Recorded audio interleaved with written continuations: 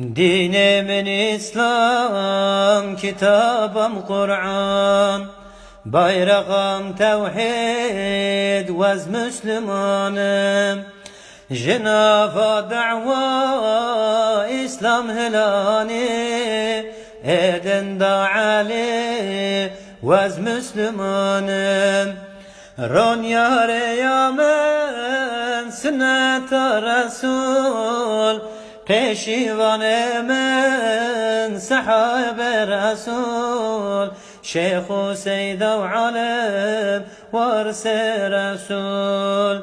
Kabul kircidil vez Müslümanım, ji müminara sertavan dime, ji kafirara ser bilindime, ji hükme Xwedera